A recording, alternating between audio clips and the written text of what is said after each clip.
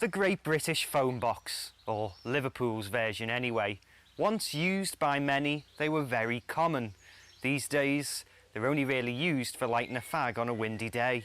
Like the phone box, the Ford Escort was driven by many and was very common for over 30 years. By the late 90s, the Escort had become what this phone box is today, outdated.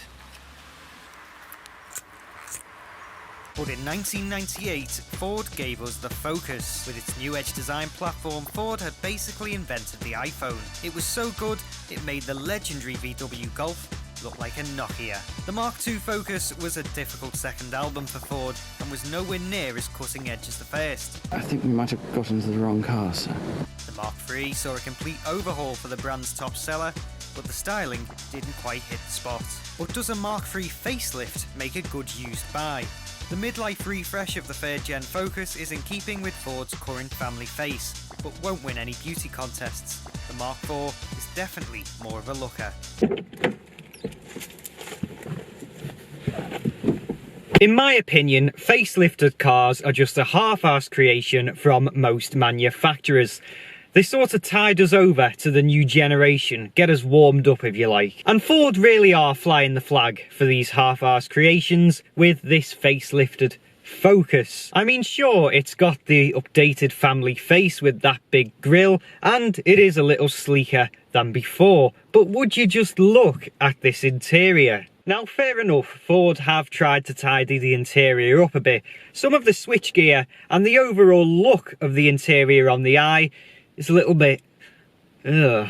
The sporty steering wheel, however, and the way the cockpit is positioned around the driver is good. Now go for the higher models of the Focus, such as the Titanium and Titanium X, and you get a raft of features on this infotainment system that you will never ever use. So my advice is to stick with the good old Z-Tech model, but the model I'm sitting in here is the Z-Tech S, which does come with a few more goodies. However, one of the things it does come with is tinted windows, which, in my opinion, are a little bit tacky on a cheap car like this. You can hear and read text messages, you can make and receive calls, and there's navigation as well, which isn't the best system to use, but it's not too bad at all. Here in the back, it's quite comfortable. This seat in front of me is set for my identical twin, who may or may not exist, and legroom, well, it is just about adequate, and it's a family car, not a saloon.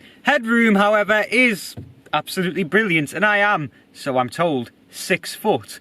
Meanwhile, in the boot, well, it's quite big, but it's not clever. It should be quite adequate for the average person, but people moan on that it doesn't have tethering hooks, little nets for your shopping. Staying here in the back, well, it does have dinky little door bins, which I suppose are better than nothing. Alright seat pockets and a little storage unit down here, but no cup holders, which might prove a little bit difficult and a little bit sticky if you take the kids around the drive-thru in McDonald's. As well, there are no grab handles here in the back for any elderly passengers you might be carrying. Instead, they've been replaced by rather more corporate hooks for those suit jackets. Now, over the years, people have argued that the Ford Focus has been inconsistent in areas such as practicality and interior quality. However, one thing that's remained the same and has kept the Focus as the top dog is the way it drives. The steering is so responsive and the whole car is so nimble that it just cannot be matched by any of the other family hatchbacks. It's also quite nippy, even though the Focus is, well, bigger than it was when it first started out. But you will really notice how nippy it is if you go for the 1.5 petrol engine. But that award-winning 1 litre EcoBoost engine really isn't suitable for this size of car. You really do have to thrash it. And of course, by thrashing it, that will affect your miles per gallon. So if you don't think I've been harsh enough on Ford in this review, then here's some disadvantages.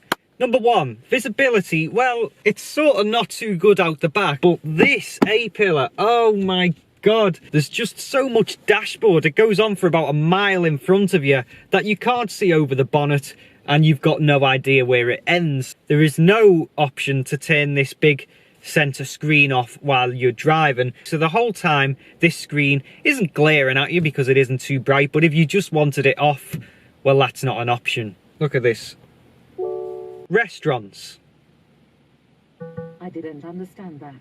You can say AM, FM, USB. If a phone is connected, you can say call, followed by the name of the contact. For example, call Joe Blogs.